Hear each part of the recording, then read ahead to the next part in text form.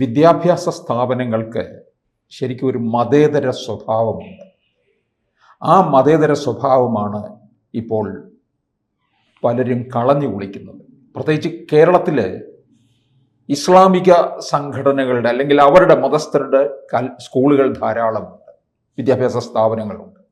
അവിടെയൊക്കെ ഇത്തരത്തിലുള്ള മതേതര സ്വഭാവം കളഞ്ഞു കുളിക്കുകയാണ്.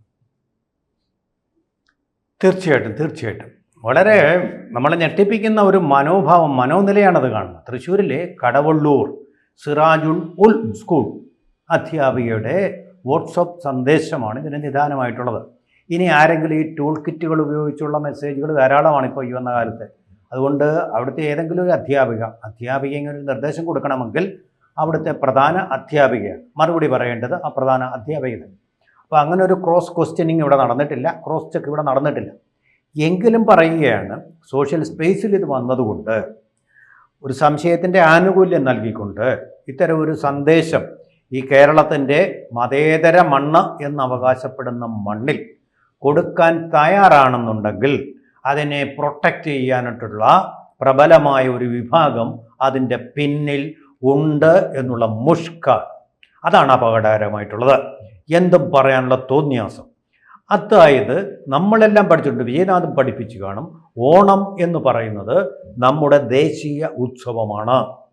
അങ്ങനെയാണെങ്കിൽ ഓണത്തെ ചോദ്യം ചെയ്യുക എന്ന് പറയുന്നത് നമ്മുടെ ദേശീയതയെ തന്നെ ചോദ്യം ചെയ്യുന്നതാണ്. നമ്മളിവിടെ മതം നോക്കിയിട്ടല്ല ഈ ആഘോഷങ്ങൾ നടത്തുന്നത്.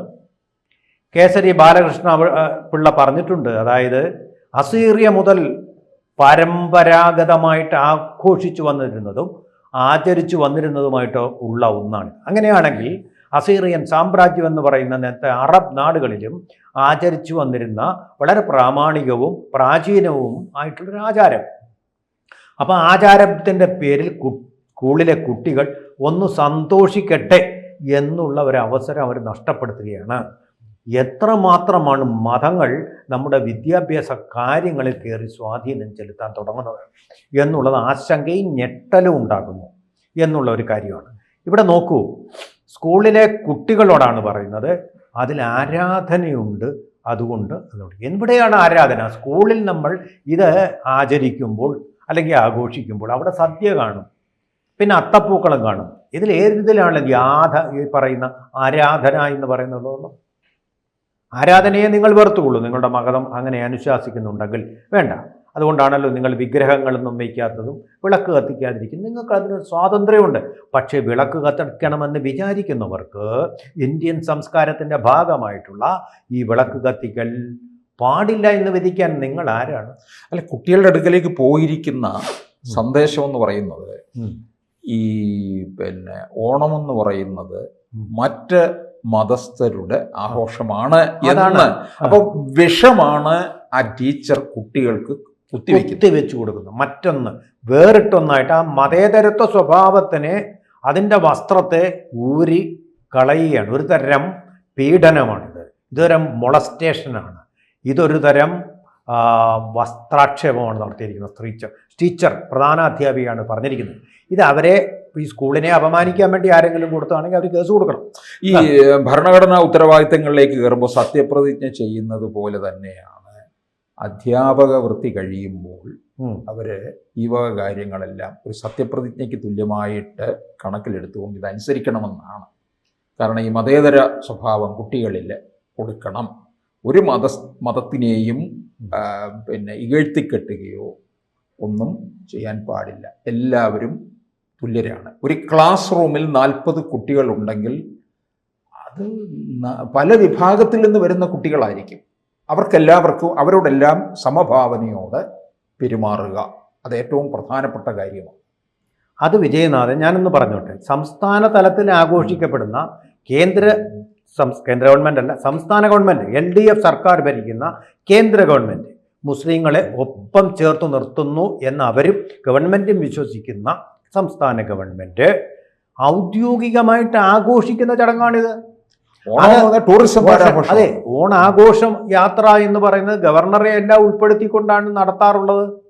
ഗവർണറെയും കൂടെ ചേർത്ത് പിടിച്ചുകൊണ്ട് ഗവൺമെൻറ്റിൻ്റെ ഔദ്യോഗികമായിട്ടുള്ള ഗവൺമെൻറ്റിൻ്റെ ഫണ്ട് ഉപയോഗിച്ചുകൊണ്ടുള്ള പരിപാടിയാണ്. സ്പോൺസർഷിപ്പും ഉണ്ടായിരിക്കും. പക്ഷേ അതിനെയൊക്കെ ചോദ്യം ചെയ്യുക എന്ന് പറഞ്ഞാൽ എന്താണ് കാര്യം? എന്താണിത് ഇവിടെ ഈ രാജ്യത്ത് സംഭവിക്കുന്നത്? ഇത് ഏതെങ്കിലും ഒരു മതത്തിൻ്റെ രാജ്യമായിട്ട് മാറ്റിയിട്ടുണ്ടോ? എനിക്കറിയില്ല. അങ്ങനൊരു മതവിചാരം നമ്മളെല്ലാം അങ്ങ് ഭരിക്കുകയാണ്. മതദേഹങ്ങളായിട്ട് നമ്മളങ്ങ് നടക്കുമ്പോൾ നമ്മളൊരു മതരാജ്യത്താണെന്നൊരു പ്രതീതി അങ്ങ് സൃഷ്ടിക്കുകയാണ്. അതാണ് ചെയ്തുകൊണ്ടിരിക്കുന്നത്. നിങ്ങളുടെ ഭാഷയിൽ ഞാൻ സംസാരിക്കില്ല, മക്കളെ എന്നുള്ളത് നല്ല കാര്യം തന്നെ, നല്ല പ്രയോഗം തന്നെ. അതിൽ ആരാധനയുണ്ട്. എന്നിട്ട് അവസാനം പറയുന്നു അബ്ദുൾ ആലിയുടെ കൊയറുണ്ട്, അതിലെല്ലാവരും പങ്കെടുക്കണം. ഈ ഓണം നിങ്ങൾ ആഘോഷിക്കേണ്ട, പകരം അബ്ദുൾ ആലിയുടെ കൊയറുള്ളതുകൊണ്ട് അത് എന്ത് കൊയറാണെന്ന് അറിഞ്ഞുകൂടാ.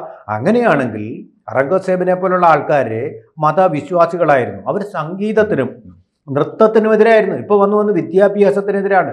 ഇപ്പം ചില മഹാന്മാർ സ്റ്റേജിൽ സ്ത്രീകൾക്ക് കയറുന്നതിനെതിരാണ്. അങ്ങനെയാണെങ്കിൽ ഈ സ്ത്രീ ശബ്ദം എന്തിനാ പരസ്യപ്പെടുത്തിയത്? സ്ത്രീ ശബ്ദം എന്തിനാ പരസ്യം? അത് തന്നെയാണ്. ഇതെന്ത് അധ്യാപനം എന്ന് എനിക്ക് മനസ്സിലാവുന്നതല്ല. ലക്ഷ്യം എന്നുള്ള മലയാള വാക്ക് അവർ ഉച്ചരിക്കുന്നത് ലക്ഷ്യം, ലക്ഷ്യം. അവരുടെ അറബി അല്ല, ഇനിയിപ്പോൾ കുറെ കാലം കഴിഞ്ഞപ്പോൾ അവർ പറയും മലയാളം തന്നെ കുട്ടികൾ പഠിക്കണ്ട എന്ന് പറയുന്ന, അറബി പഠിച്ചാൽ മതി, ഉറുദു പഠിച്ചാൽ മതി പറയുന്ന ഒരു സാഹചര്യത്തിലേക്ക് കാര്യങ്ങൾ മാറും. എനിക്കൊരു സംശയം, ഇപ്പോൾ ഏത് സ്കൂളാണെന്ന് നമുക്ക് കൃത്യമായിട്ട് അറിയില്ല. ഇത് ഞാൻ അറിഞ്ഞിടത്തോളം അതൊരു അൺഎയ്ഡഡ് സ്കൂളുകളാണ്. ഈ അൺഎയ്ഡഡ് സ്കൂളുകളിലാണ് ഇത്തരത്തിലുള്ള ഈ തോന്നിവാസം മുഴുവൻ കാണിക്കുന്നത്. കാരണം ഇതൊന്നും ഈ അധ്യാപകരൊന്നും തന്നെ ക്വാളിഫൈഡ് ആയിട്ടുള്ളവരല്ല. അൺഎയ്ഡഡ് സ്കൂളുകളിലെ ഇവരുടെയൊക്കെ വേണ്ടപ്പെട്ടവരൊക്കെ വീടുകളിൽ ഇരിക്കുന്നുണ്ടാകും. സ്ത്രീകൾ തൊഴിലില്ലാതെ, വാ മോളെ ഇവിടെ വന്നിരുന്ന് പഠിപ്പിച്ചോ കുട്ടികളെ, BEd വേണ്ടോ MEd ഉണ്ടോ എന്നൊന്നും തന്നെ നോക്കത്തില്ല. അത്തരത്തിലുള്ളൊരു വിഷമാണ് ഇപ്പോൾ അവിടെ അത് പരത്തിയിരിക്കുന്നത്. പൊതുവിദ്യാഭ്യാസ രംഗത്താണെന്നുണ്ടെങ്കിൽ ഇത് നടക്കത്തില്ല. നമ്മുടെ ഗവൺമെന്റ് സ്കൂളുകളിൽ എല്ലാ അധ്യാപകർക്കും കൃത്യമായി അറിയാം ഈ മതേതര സ്വഭാവം എന്ന് പറയുന്നത്. അൺഎയ്ഡഡ് സ്കൂളുകളാണ് ഈ കുട്ടികളെ വഴിതെറ്റിക്കുന്ന അവരാണ്. അപ്പോൾ വിജയനാഥ്, ഞാനൊന്ന് ചോദിച്ചോട്ടെ, ഈ സ്കൂളിന്റെ സർട്ടിഫിക്കറ്റ് വാലിഡ് ആയിട്ടുള്ള ഒരു സർട്ടിഫിക്കറ്റ് ആയിട്ട് CBSEക്ക് ഇതിന്റെ അഫിലിയേഷൻ റദ്ദ് ചെയ്യാം.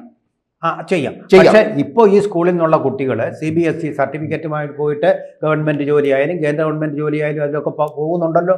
ഈ സർട്ടിഫിക്കറ്റ് മതിയല്ലോ. അംഗീകാരം ആരാ കൊടുത്തിരിക്കുന്നത്? ഈ സ്കൂളിന് അംഗീകാരം CBSE ആണ് കൊടുത്തിരിക്കുന്നത്. CBSE അംഗീകാരം കൊടുത്തിട്ടുണ്ടെങ്കിൽ CBSEക്ക് ഉത്തരവാദിത്വം ഉണ്ടെന്ന് ചോദിക്കണം. ഈ പരാതി CBSEക്ക് പോയാൽ മതി, പോണം, ആക്ഷൻ എടുക്കാം. CBSEക്ക് പോകണം. കുട്ടികളിൽ വർഗീയ വിഷം കുത്തിവെച്ചു. എന്നിട്ട് വിജയനാഥനോട് ഒരു കാര്യം, ഇന്തോനേഷ്യയുടെ നോട്ട് കണ്ടിട്ടുണ്ടോ വിജയനാഥ്? ലോകത്ത് ഏറ്റവും കൂടുതൽ മുസ്ലിങ്ങൾ അതിൽ വസിക്കുന്ന, ലോകത്തെ ഏറ്റവും കൂടുതൽ മുസ്ലിങ്ങളുള്ള രാജ്യമാണ് ഇന്തോനേഷ്യയുടെ നോട്ട് കണ്ടിട്ടുണ്ടോ? Currency note. അതിൻ്റെ നടുക്ക് മഹാത്മാഗാന്ധിയുടെ പടമല്ല, നെഹ്റുവിൻ്റെ പടമല്ല. അതിൻ്റെ നടുക്കുള്ളത് സാക്ഷാൽ ഗണപതിയുടെ ചിത്രമാണ്. എന്താണത്? ഗണപതിയെ ആരാധിക്കുന്നതുകൊണ്ടല്ല മുസ്ലിങ്ങൾ, മറിച്ച് ഇന്തോനേഷ്യയുടെ സംസ്കാരത്തിൻ്റെ ഭാഗമാണ് ഗണപതി. ആ ബാലി ദ്വീപ് എന്ന് പറയുന്ന സ്ഥലത്ത് ഹിന്ദുക്കൾ മാത്രമേ ഉള്ളൂ. അവരാരാധിക്കുന്ന ഒന്നിനെ. അതിനാണ് മഹാമനസ്കത, മതേതരത്വം എന്ന് പറയുന്നത്. അതിനൊരു മനസ്സുണ്ടാവണം നിങ്ങൾക്ക്. അല്ലാതെ ആരാധന ഉള്ളതുകൊണ്ട് അയ്യോ അത് പാടില്ല എന്നുള്ളത് മതവെറിയാണ്, ശുദ്ധമായ മതവെറി. അത് ഈ ഓണം പോലൊരു ചടങ്ങിനെ നിങ്ങൾ അങ്ങനെ അധിക്ഷേപിക്കരുത്. അങ്ങനെയാണെങ്കിൽ ഇഫ്താർ വിരുന്നുകളിൽ എത്ര ഹിന്ദുക്കളാണ് പങ്കെടുക്കാറുള്ളത്? മതസൗഹൃദത്തിൻ്റെ അല്ല, ഇഫ്താർ വിരുന്നുകൾ നടത്തുന്നതിൽ നമ്മുടെ ഹൈന്ദവരിലെ വളരെ പ്രമുഖരായിട്ടുള്ളവരൊക്കെ അവര് മുസ്ലിം സംഘടനകളിലുള്ളവർ ഇഫ്താർ വിരുന്ന് നടത്തുന്നതിനേക്കാള് അത് RSSകാരനായ ഗവർണർ പങ്കെടുക്കാറുണ്ട്. RSS കൂടി വളർന്നു വന്ന ഗവർണർ, മുഖ്യമന്ത്രി, ഇവരെല്ലാം, പ്രധാനമന്ത്രി, ഇവരെല്ലാം പങ്കെടുക്കാറുണ്ട്. നമ്മളൊരു മതപരമായിട്ടുള്ളൊരു പരിപാടിയാണെന്ന് പറഞ്ഞ് ഉപേക്ഷിക്കുകയാണോ ചെയ്യുന്നത്? റമദാനിൽ നമ്മൾ പങ്കെടുക്കാറില്ലേ?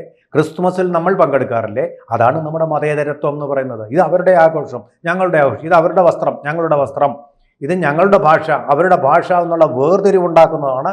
അതിന് പ്രേരിപ്പിക്കുന്നവരാണ് ഈ രാജ്യത്തെ വിദ്യാഭ്യാസത്തിൻ്റെ വിരുദ്ധമായ കോടിയിൽ സഞ്ചരിക്കുന്നത്. ഈ നമ്മൾ ഓണത്തെ കുറിച്ച് പഠിച്ചിട്ടുള്ളതെന്ന് പറയുന്നത്, ഇവിടെ തെക്കൻ കേരളത്തിലോ മധ്യ കേരളത്തിലോ ഒക്കെ ഓണം വിഭവസമർത്ഥമായിട്ടുള്ള സദ്യയോടുകൂടിയാണ്. പക്ഷേ മലബാർ ഭാഗത്ത് കോഴിയിറച്ചിയോടുകൂടിയാണ് സദ്യ നടത്തുന്നത് ഓണത്തിന്. അപ്പൊ അത് പരമ്പരാഗതമായിട്ട് ഇത് അനുഷ്ഠിച്ചു വരുന്ന കാര്യമാണ്. അതിനു മേലാണ് ഈ ഇത്തരത്തിലുള്ള ടീച്ചർമാർ അതിന് വിഷം വിളമ്പി വെച്ച് കുട്ടികളിൽ വിഷം കലർത്തുക എന്ന് പറയുന്നത്. അത് ഈ മയക്കുമരുന്ന്, കഞ്ചാവ് കുട്ടികളിൽ അടിച്ചേൽപ്പിക്കുന്നതിനേക്കാൾ വലിയ പാതകമാണ്, വലിയ പാതകം. മദ്രസകളിൽ കൂടി ഇതൊക്കെ നടക്കുന്നുണ്ടെന്നേ. പക്ഷെ സ്കൂളുകളിലേക്ക് അത് കൊണ്ടുവരരുത്. ആ മദ്രസകൾക്ക് വേണ്ടിയിട്ടാണ് സ്കൂളിൻ്റെ സമയക്രമം മാറ്റണമെന്ന് വാശി പിടിക്കുന്നത്. അതുപോട്ടെ, നമ്മളത് അവരെ കൈകാര്യം ചെയ്തിട്ടുണ്ട്. പക്ഷേ ഔദ്യോഗികമായിട്ട് CBSEയുടെ അംഗീകാരം വാങ്ങിച്ച ഒരു സ്കൂളിൽ ഇത് കയറി ഇങ്ങനെ നഗ്നമായിട്ടത് വാട്സപ്പ് ആധികാരികമാണെങ്കിൽ ഞാനിപ്പോഴും വിശ്വസിക്കുന്നു അതൊരു വ്യാജ ഓഡിയോ ആയിരിക്കട്ടെ എന്ന് പ്രാർത്ഥിക്കുകയും ചെയ്യുന്നു. ഓണത്തിൽ നഞ്ച് കലക്കരുത്, ഓണത്തിൽ നഞ്ച് കലക്കരുത് എന്ന് മാത്രമേ ഉള്ളൂ. ഏതായാലും വെള്ളാപ്പള്ളിക്ക് ഇനിയും പുതിയൊരു വിഷയം കൊടുക്കും. അതെ അതെ, തെരഞ്ഞെടുപ്പ് അടുത്ത സമയത്ത് അതെ. ഇത് മുസ്ലിം ലീഗിനും ദോഷം ചെയ്യുന്നതാണെന്ന് അവരും കൂടി മനസ്സിലാക്കി. ആ മത നേതാക്കൾ തന്നെ, നമ്മളാരും വല്ല ഇടപെടുന്നത്, ആ മത നേതാക്കൾ ഇത് വിലക്കണം, ഈ മതവെറി. കൂടുതൽ വാർത്തകളും വിശേഷങ്ങളും നിങ്ങളിലേക്ക് എത്താൻ ABC മലയാളം സബ്സ്ക്രൈബ് ചെയ്യുക, ബെൽ ബട്ടണും അമർത്തുക.